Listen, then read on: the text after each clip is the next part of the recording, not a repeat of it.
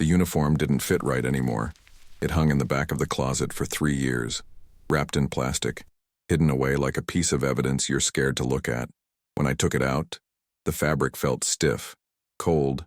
Putting it on felt like stepping into a stranger's skin. The collar was too tight. It scratched against my neck, a constant low-level irritation that reminded me I didn't belong inside it anymore. But I had to wear it, because it wasn't about me. It wasn't about how much weight I'd gained or lost, or how the ribbons on the chest felt like they belonged to a different man, a younger man, a man who didn't wake up at 3 a.m. checking the locks on the front door. It was for him. The drive to the church was quiet. I turned the radio off.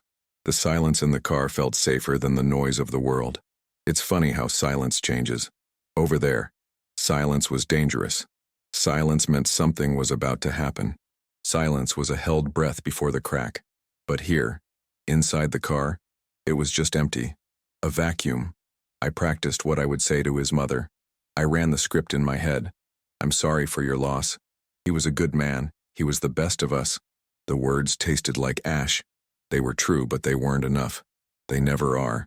How do you explain to a woman that the son she remembers, the boy who played varsity football and fixed up old Mustangs, died a long time ago?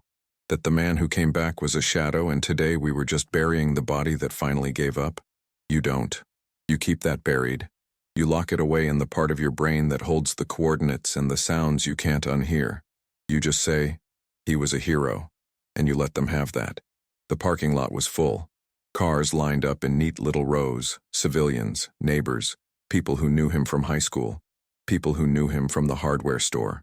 They walked toward the entrance in their black suits and dark dresses, holding tissues, looking solemn. I watched them from behind the steering wheel. My hands were gripping the leather so hard my knuckles turned white. They get to be sad. That's their right.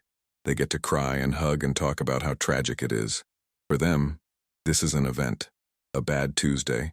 They'll go home, take off the black clothes, have a drink, and go back to work tomorrow. For us, for the few guys from the platoon who made the trip, this isn't an event, it's a reminder, it's a mirror. I finally opened the door. The heat hit me first. A humid, heavy air that made the wool of the uniform feel instantly suffocating. I adjusted the cover on my head, checked the gig line. Muscle memory.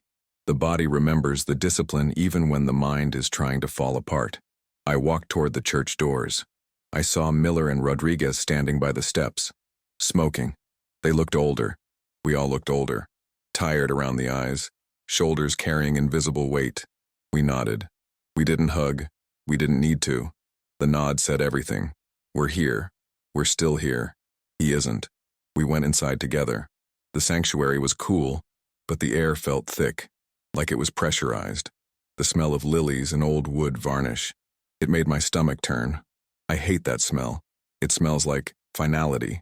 We took our seats near the front, but not the first row. That's for family. We sat in the second row. The guard dogs, the unspoken perimeter.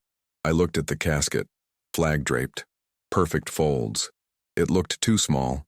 He was a big guy, broad shoulders, took up space in a room. He used to laugh this loud, booming laugh that you could hear over the hum of a generator. Now, he was just a box, a geometric shape in a room full of soft crying.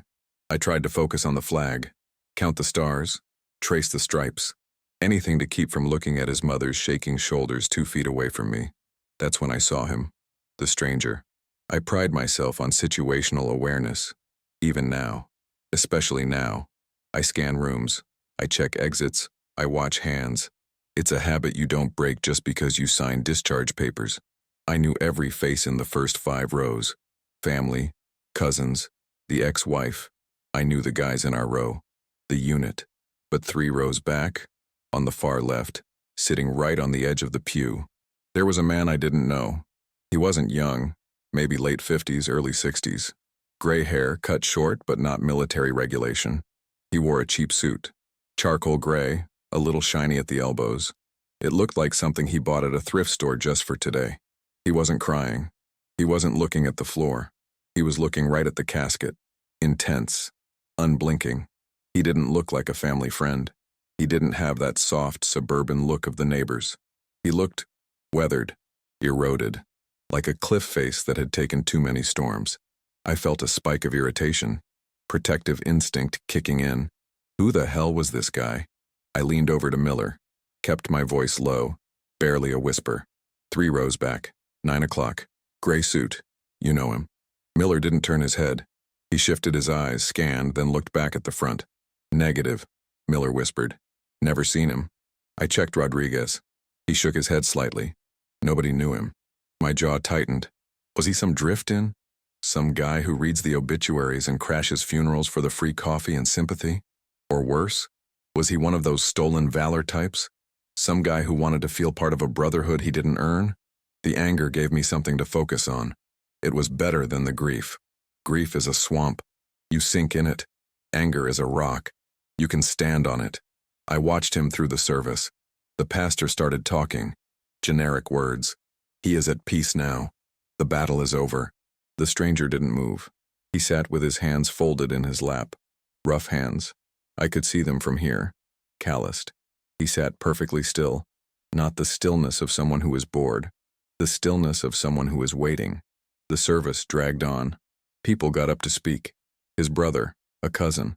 They told stories about him as a kid. Fishing trips. The time he broke his arm falling out of a tree. I listened, but I felt disconnected. Those stories were about a stranger. The man I knew, the man I trusted with my life, was forged in a different fire. We didn't talk about fishing trips. We talked about survival. We talked about what we'd do if we ever got back to the world. And now he was back. And he was gone. I kept glancing back at the man in the gray suit. At one point our eyes met.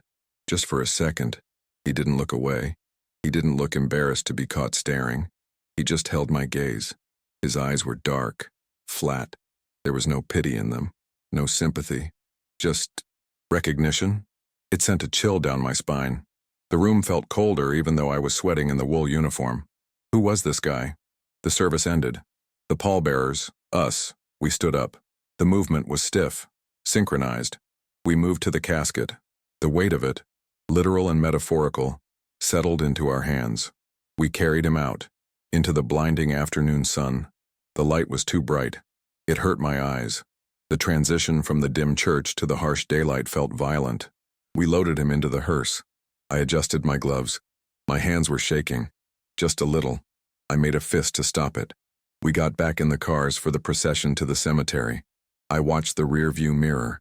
The gray suit. He was walking toward an old truck. A beat-up Ford rusted around the wheel wells. No bumper stickers, no flags. Just a truck that had seen better days. He got in and followed the procession. He stayed at the back. Last car in the line. At the cemetery, the grass was green. Too green. Unnatural. The kind of green that hides what's underneath. We formed up by the grave. The canopy snapped in the wind. The air smelled of freshly turned dirt. That damp, earthy smell that sticks in your nose for days. The ceremony was quick. Taps. The folding of the flag. The bugle notes drifted over the hills. That sound, it cuts through everything. It strips away the armor. You can't defend against taps. I saw Miller wipe his eyes. I bit the inside of my cheek until I tasted copper. I focused on the horizon. Don't break. Not here. Not in front of them. The officer presented the flag to his mother. On behalf of a grateful nation, she broke then. A sound that wasn't a word, just a raw, animal noise of loss. I looked away. I couldn't watch that. My eyes found him again. The stranger. He was standing way back, under the shade of an oak tree, 50 yards out. He wasn't part of the circle. He wasn't intruding. He was standing guard. He had taken off a hat, an old baseball cap, and was holding it against his chest. He stood at attention. Not the sloppy attention of a civilian trying to be respectful. The position of attention. Heels together, feet at a 45-degree angle, back straight, chin up, eyes forward. He stood like a statue. He stood like he had done it 1,000 times on 1,000 parade decks. The wind blew his jacket open. No medals, no pins. Just a plain white shirt underneath. But the posture told me everything. He was one of us. Or he had been. Once. But that didn't answer the question. Why was he here? Why for him? We served together for 4 years. I knew every letter he got from home. I knew about the girl he broke up with in Tulsa. I knew about the debt he was trying to pay off. I knew his secrets. I didn't know this man. The service broke up. The crowd started to disperse. People walking back to their cars, talking in low voices, checking their watches, ready to get back to their lives. The family stayed by the grave. The unit stayed by the cars, waiting, giving them space. The stranger didn't leave. He stayed under the tree, watching, waiting. I felt that pull again, that suspicion. It mixed with the adrenaline that hadn't burned off yet. I looked at Miller. "I'll be right back." "Where are you going?" "To find out who the hell that is." I started walking across the grass. My dress shoes sank slightly into the soft ground. The distance felt long. As I got closer, I saw the lines on his face deeper. He looked worn out, not just tired but empty, like a house where no one has lived for a long time. He saw me coming. He didn't move. He didn't retreat. He put his hat back on, a faded blue cap with no logo, and watched me approach. I stopped 5 feet from him, close enough to invade his personal space, close enough to be a threat if I wanted to be. The silence between us was heavy, thicker than the humid air. I looked him up and down. I wanted him to flinch. He didn't. "You knew him?" I asked. My voice was flat, hard. The man looked at the grave, then back at me. His eyes were a pale, washed-out blue. "I knew him," he said. His voice was gravel, like rocks grinding together underwater. "I served with him," I said. It was a challenge. I was laying down my claim. I was there. You weren't. I was his team leader. "I don't recognize you." The man reached into his pocket. I tensed, ready to move. He pulled out a pack of cigarettes. He didn't light one. He just tapped the pack against his palm. Rhythmic. Tap, tap, tap. "You wouldn't," he said quietly. He didn't know me either. My brow furrowed. The anger flared hot again. "Then why are you here? This is for family and friends. This is for the people who loved him." "I know," the man said. "So why?" I stepped closer. "Why are you standing here watching a man you didn't know get buried?" The man stopped tapping the cigarettes. He looked past me, toward the grave where the family was finally walking away. The cemetery workers were waiting to lower the vault. He took a breath, a long, shuddering breath that seemed to rattle in his chest. "Because I'm the reason he's dead," he said. The world stopped. The birds went quiet. The wind died. The only sound was the blood rushing in my ears. I stared at him. My hands curled into fists at my sides. "What did you say?" He looked me dead in the eye. "I'm the reason he's in that box," he said softly, and I needed to see him go into the ground. I felt the muscles in my neck lock up. A violent electric impulse shot through my arm. I wanted to hit him. I wanted to smash that calm, weathered face into the dirt. "You're the reason," I repeated. My voice sounded strange, detached. "You'd better explain that. Right now. Before I forget that I'm an officer and a gentleman." The man didn't flinch at the threat. He just looked down at his hands, those rough, shaking hands. "Last Tuesday," he said. "The overpass on I-95. The high one over the rail yard." I froze. Tuesday. Tuesday was the night it happened. Tuesday was the night the police found my best friend in his truck, parked on a service road with a service pistol in his lap and a hole in the silence that could never be filled. "I was there," the stranger said. He was talking to the ground now. "It was raining. I park my truck there sometimes. When the noise in my head gets too loud, when I can't sleep, I go there to look at the drop." He paused. He took a breath that sounded like a cracked radiator hissing. I was done. I had the letter written. I had the bottle finished. I was sitting on the tailgate, legs swinging over the edge. I was ready to let go. The wind kicked up again, rustling the leaves of the oak tree. The sound was dry, rattling. "Then this truck pulls up," the stranger continued. "Big black pickup. He gets out. He doesn't yell. He doesn't call the cops. He just walks over and leans on the railing next to me. I could see it. I could see him doing that. He never rushed a situation. He assessed. He calibrated. He asked me for a light," the stranger said. A ghost of a smile touched his lips, but it didn't reach his eyes. I told him to get lost. He didn't move. He just stood there in the rain, soaking wet, looking at the tracks down below. He told me, "It's a long way down, brother." That's what he called me. Brother. I ain't seen him a day in my life. My throat felt tight, like I had swallowed broken glass. "We stood there for 2 hours," the man whispered. 2 hours in the rain. He didn't try to fix me. He didn't give me some speech about how life is beautiful. He just stood watch. He told me about the desert. He told me about the dust. He told me he was tired too. The stranger looked up at me then. His eyes were wet. He talked me down. He got me back in my truck. He made me promise to go home. He made me promise to call the VA in the morning. He saved my life. The anger in my chest began to dissolve, replaced by something heavier, something colder. I went home, the stranger said. I went to sleep for the first time in weeks. I woke up the next morning feeling possible, like maybe I could do one more day. He swallowed hard. Then I saw the news. A truck found on the service road, 2 miles from the bridge. Time of death, maybe an hour after I left him. The silence between us stretched out. It was heavy, suffocating. He took my weight, the stranger said. His voice broke. He was carrying his own load. It was already too heavy. And then he took mine. He carried me off that bridge, and he didn't have enough strength left to carry himself home. The realization hit me like a physical blow. I stumbled back a step. I had been angry at him. I had been angry that he gave up, that he left us, that he lost the war here at home in a truck by himself. But he hadn't given up. He was working. He was on duty until the very last second. He spent his final hour on Earth saving a stranger. He didn't die because he was weak. He died because he gave away the last piece of strength he had. He gave it to this man. I looked at the stranger, really looked at him.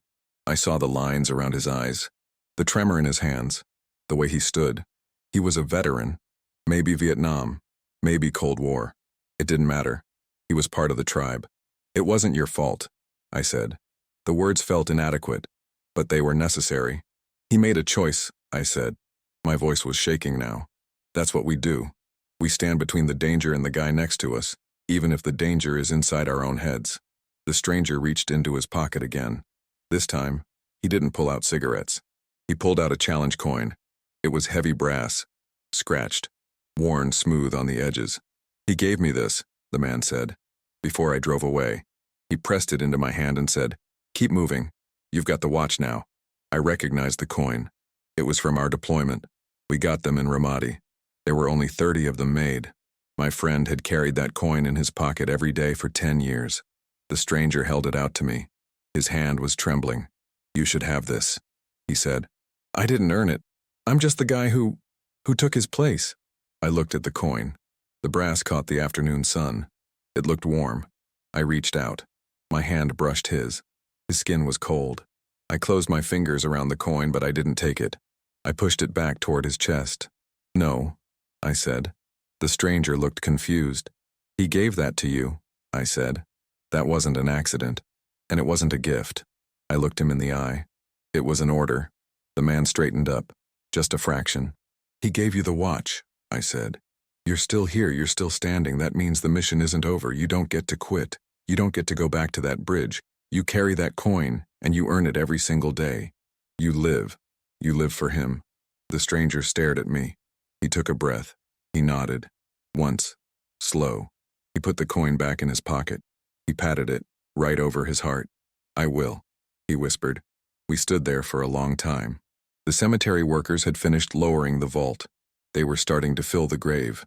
The sound of dirt hitting the lid was dull, final. I didn't hate the sound anymore. The stranger turned to look at the grave one last time. He came to attention again. He rendered a slow, perfect salute. "Rest easy, brother," he said. He turned and walked away, back toward the rusted Ford truck. I watched him go. He walked a little straighter than he had when he arrived. I stood alone under the oak tree. I looked at the fresh dirt. I reached into my own pocket and found my matching coin. I ran my thumb over the raised lettering. The uniform still felt tight. The air still felt heavy. The silence was still there, but the anger was gone. He didn't leave us. He just passed the weight along. I looked at the horizon. The sun was setting. The sky was bruising purple and gold. "We have the watch," I whispered to the empty air. I turned and walked back to the car. I didn't turn on the radio. I just drove. And in the silence, I wasn't alone. Respect the wait, honor the next story. Stand watch with us.